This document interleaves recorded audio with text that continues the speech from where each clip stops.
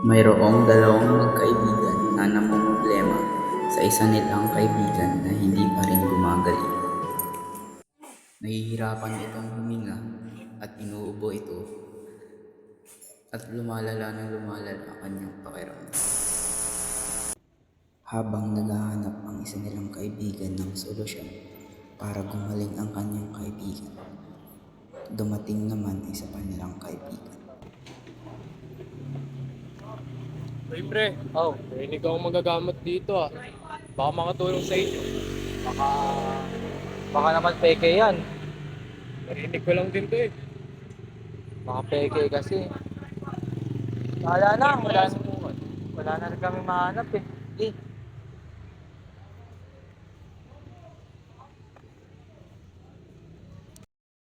Nagpasya ang kaibigan na sundan at paniwalaan ang sinabi ng kaibigan niya si Charles. Dinala na nila ang isa nilang kaibigan papunta sa sinabi ng doktor na makakapagpagaling dito.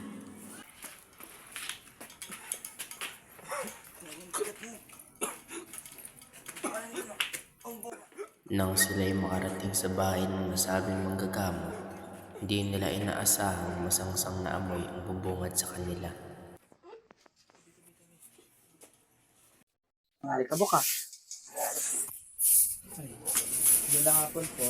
Uy, bakit niyo? Kayo po ba si Ninong ay Dr. Ay?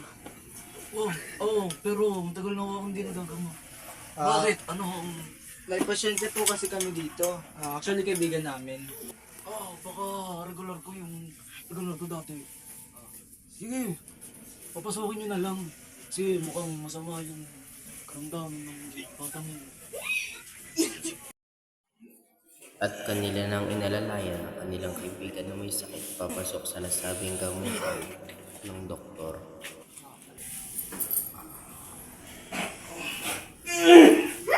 Hawakan nyo yan, ba't parang... Lang.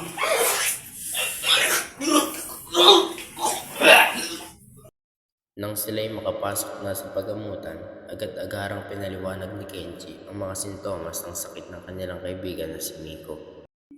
Ano na? Ano to, iyo? Nanuno? Nanuno? Tinuno ka kanya. Nanuno daw ang kaibigan nilang si Miko ayon kay Mang Rick. Nagsisimula na rito si Mang Rick umpisahan ang misteryosong pamamaraan ng paggagamot niya. Ay, anong pangalan ng iyo? Anong pangalan ng iyo?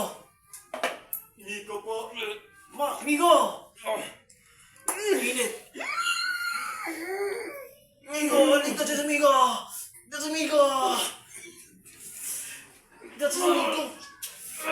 Habang ginagamot ni Mang Rick si Miko sa kanyang sakit sa misteryosong pamamaraan, siya ay may binigay ditong gamot o dahon na kanyang dinasalan na ayon dito, ito raw ay magpapagaling sa kanyang sakit. Bukas ka! Bukas ka! Pagkaraan ng ilang araw, matapos pakainin ni Mang Rick ng gamot si Miko, napagaling nito ang kanyang sakit. Ngunit, pagkatapos ng misteryosong paggagamot kay Miko, inilabas na nila Kenji si Miko para makauwi ito. Bago sila umuwi, pinag-usapan na rin nila Kenji at Mang Rick ang mga detalye sa paggamot at resulta nito.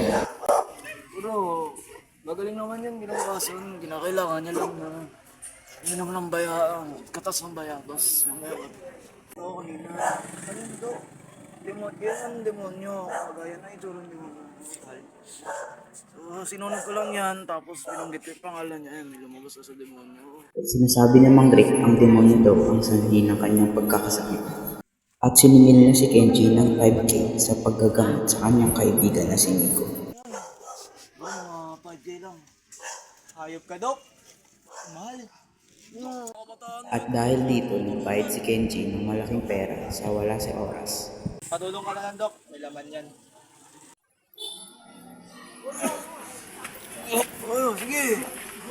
Yung payo ko, ha? Bobo. Matatang.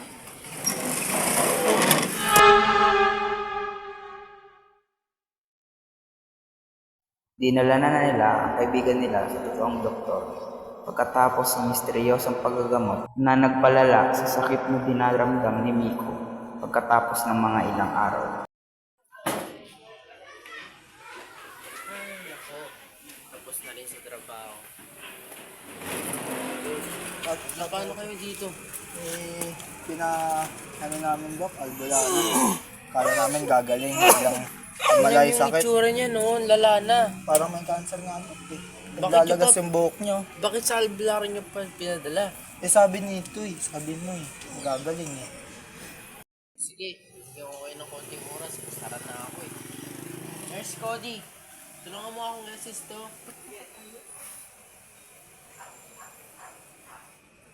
Ano ba ang sakit niya? Mukhang ang labhana oh. Pinaabularyo pa nila. Anong matutulong nun? Hindi naman lisensyadong doktor yung mga yun eh. O pumasok kayo. Mag-overtime si Doc Hans para matulungan ng magkakaibigan at masuri ang problema. Ipinalabas na ni Doc Hans ang isang kaibigan para mabilis ang masuri ang problema kay Miko. Tayo mo na lang kami. Pagkatapos ng 4 na oras habang iniintay ang lab result, nalaman na nila ang dahilan ng sakit nito. Hintayin natin si Nurse Cody para sa lab result. Dr. Han! Oh, ayun na.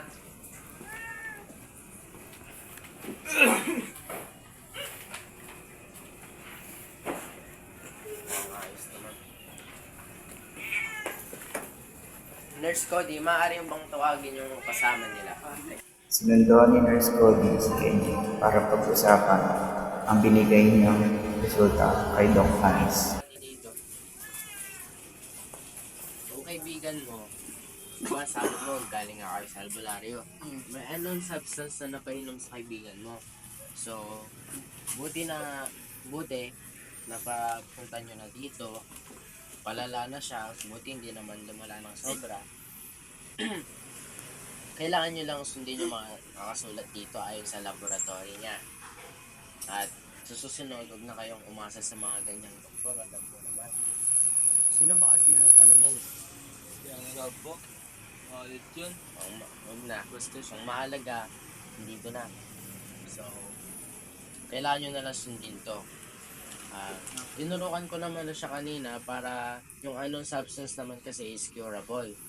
Kaya may tinurok naman kami ni Nurse Ortega. Kaya siguro pagkagising niya, pagpahingay nyo lang, pagkagising niya, siguro okay ng konti. Pero yung mga gamot dito, papainumin nyo. Tingin nga po ko.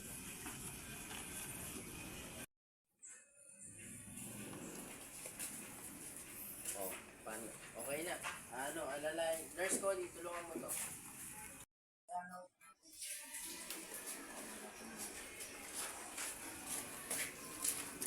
Tuluyan ng gumaling at gumana ang pakiramdam ni Miko sa susunod ng mga araw. Ay, pakisabi kay Doc Han, salamat. There are many more dot people who have lost hope because of illness. But we need to learn and help each other to overcome illness.